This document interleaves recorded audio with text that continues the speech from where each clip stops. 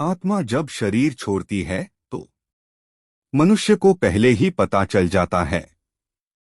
ऐसे में वह स्वयं भी हथियार डाल देता है, अन्यथा उसने आत्मा को शरीर में बनाए रखने का भरसक प्रयत्न किया होता है और इस चक्कर में कष्ट झेला होता है। अब उसके सामने उसके सारे जीवन की यात्रा चलचित्र की तरह चल रही होती है। उधर आत्मा शरीर से निकलने की तैयारी कर रही होती है, इसलिए शरीर के 5 प्राण एक धनंजय प्राण को छोड़कर शरीर से बाहर निकलना आरंभ कर देते हैं। ये प्राण आत्मा से पहले बाहर निकलकर आत्मा के लिए सूक्ष्म शरीर का निर्माण करते हैं, जो कि शरीर छोड़ने के बाद आत्मा का वाहन होता है। धनंजय प्राण पर सवार होकर आत्मा शरीर से निकलकर इसी सूक्ष्म शरीर में प्रवेश कर जाती है। बहरहाल अभी आत्मा शरीर में ही होती है और दूसरे प्राण धीरे धीरे शरीर से बाहर निकल रहे होते हैं कि व्यक्ति को पता चल जाता है।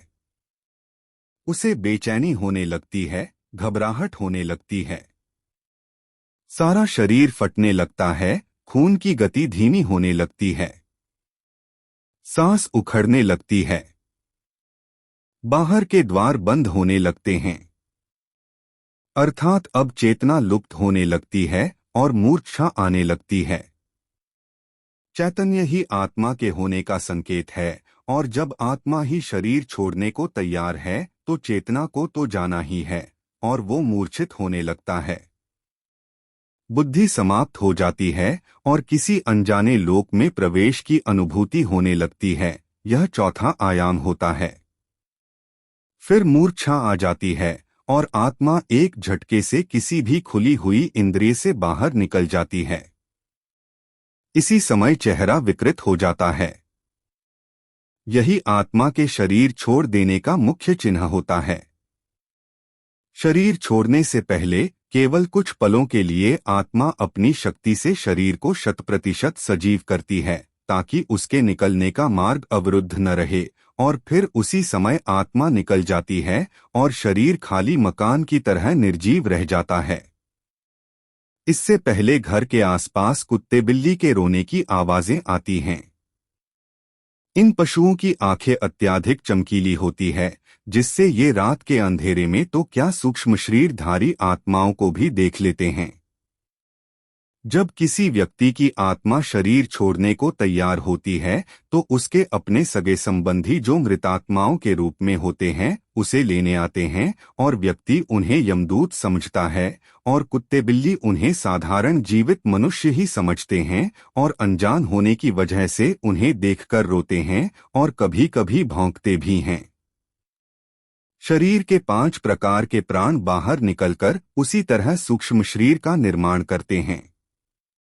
जैसे गर्भ में स्थूल शरीर का निर्माण क्रम से होता है, सूक्ष्म शरीर का निर्माण होते ही आत्मा अपने मूल वाहक धनंजय प्राण के द्वारा बड़े वेग से निकलकर सूक्ष्म शरीर में प्रवेश कर जाती है।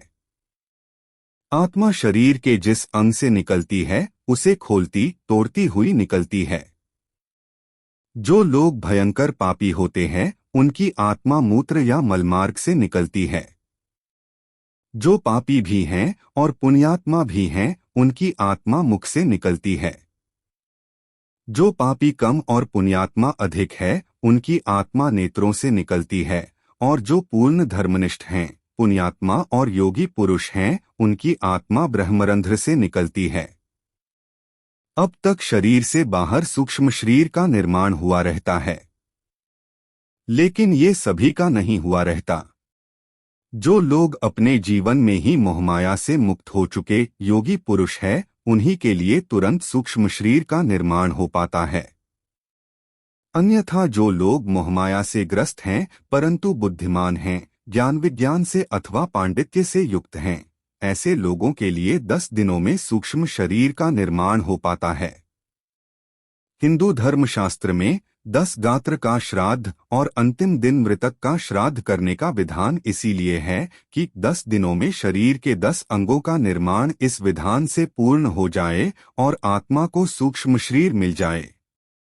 ऐसे में जब तक 10 गात्र का श्राद्ध पूर्ण नहीं होता और सूक्ष्म शरीर तैयार नहीं हो जाता, आत्मा प्रेत शरीर में निवास करती है। अगर किसी कारणवश ऐसा नहीं हो पाता है तो आत्मा प्रेत योनि में भटकती रहती है। एक और बात, आत्मा के शरीर छोड़ते समय व्यक्ति को पानी की बहुत प्यास लगती है। शरीर से प्राण निकलते समय कंठ सूखने लगता है, हृदय सूखता जाता है और इससे नाभि जलने लगती है। लेकिन कंठ अवरुद्ध होने से पानी पिया नहीं जाता और ऐसी ही स्थिति में आत्मा शरीर छोड़ देती है। प्यास अधूरी रह जाती है। इसलिए अंतिम समय में मुख में गंगाजल डालने का विधान है। इसके बाद आत्मा का अगला पड़ाव होता है शमशान का पीपल।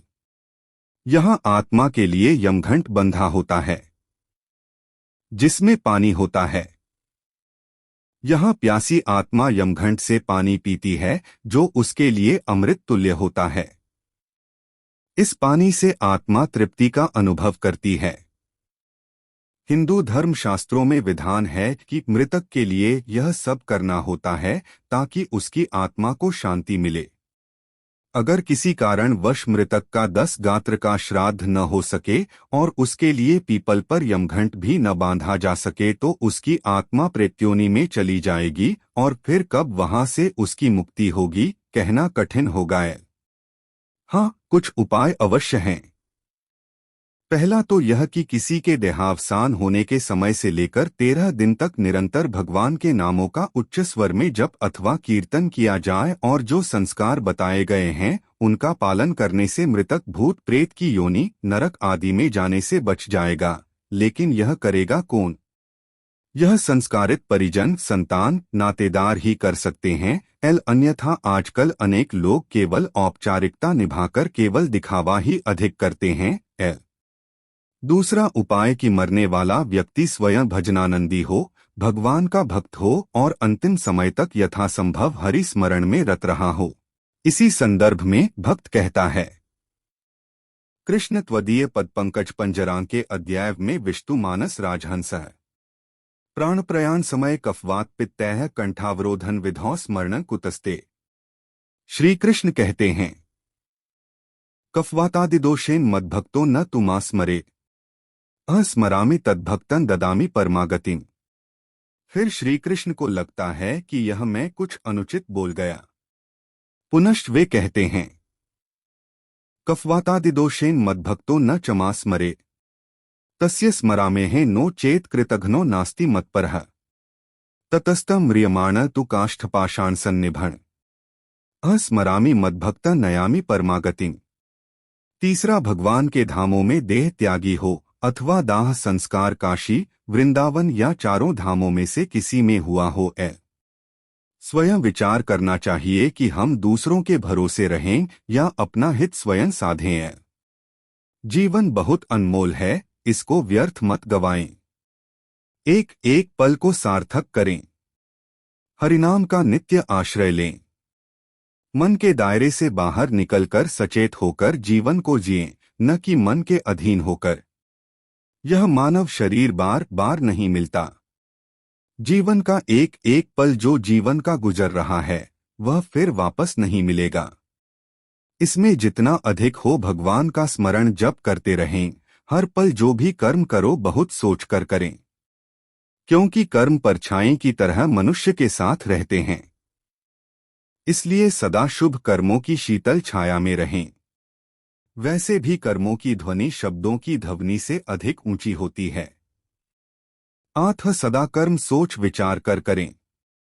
जिस प्रकार धनुष में से तीर छूट जाने के बाद वापस नहीं आता, इसी प्रकार जो कर्म आपसे हो गया वह उस पल का कर्म वापस नहीं होता, चाहे अच्छा हो या बुरा। इसलिए इससे पहले कि आत्मा इस शरीर को छोड़ जाए, शरीर में रहते हुए आत्मा को यानी स्वयं को जान लें और जितना अधिक हो सके मन से, वचन से, कर्म से भगवान श्री राम, श्री कृष्ण का ध्यान, चिंतन, जप, कीर्तन करते रहें। निरंतर स्मरण से हम यम पाश से तो बचेंगे ही बचेंगे, साथ ही हमें भगवत धाम भी प्राप्त हो सकेगा, जो कि जीवन का वास्तविक लक्ष्य है। आयुष्य क्षण में कोपि न लभ्यः स्वर्णकोटिभ्यः सवृथा नियते येन तस्मै मूढ़ात्मने नमः। हरिः ओम तत्सत ओम नमः शिवाय।